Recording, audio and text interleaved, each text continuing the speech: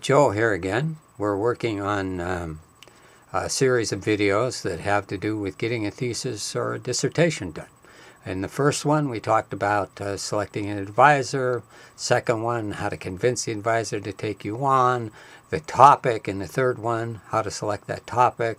The fourth one was working with your committee. And this one is about setting up a work schedule. You can find those others on YouTube, those other videos on YouTube. Or you can go to my website, joeharriscares.com, and they're all on there. Okay, so your work schedule. Working on a thesis or dissertation is quite a bit different than what happens to you in a regular classroom. In a regular classroom, somebody else sets up the schedule. Said, we're going to read chapter 9 today. We're going to have a test on Thursday. You'll have a paper due in 2 weeks, etc. It's all laid out for you. They usually have a syllabus in which all of this material is there, and it tells you exactly what you're doing every day for a whole semester. You don't have to worry about scheduling stuff. It's already done. With a thesis or dissertation, nobody does that for you. Sometimes an advisor will be helpful and do a little bit of that for you, but usually it's up to you to set your own schedule, your own pace for working on your thesis or dissertation.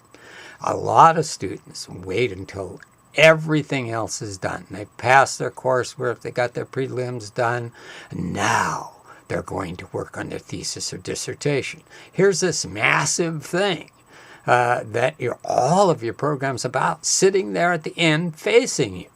It's very difficult to climb that particular mountain. It takes some people a long time to do so, and a lot of people never get it done at all. I suggest you approach this differently.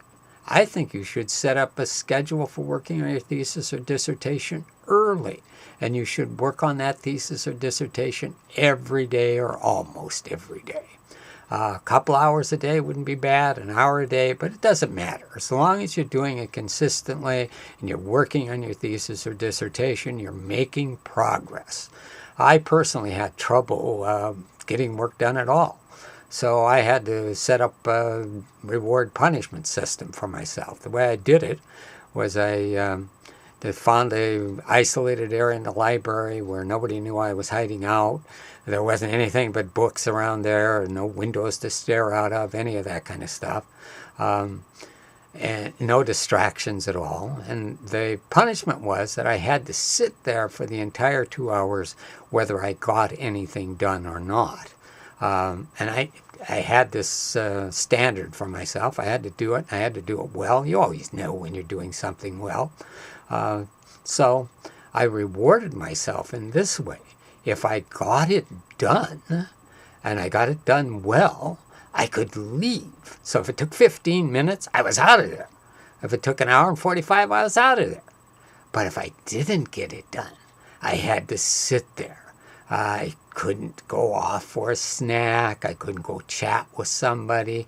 In these days, you couldn't have your iPhone out playing on it, whatever.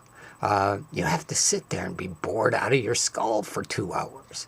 On the other hand, if you get the work done, you're out of there. I don't personally care what kind of schedule works for you, how you reward yourself, or whatever. What I do care about is that you start on this thesis or dissertation, start it early, work on it every day, and by the time you get to the point where it's all that's left, there won't be that much left to do.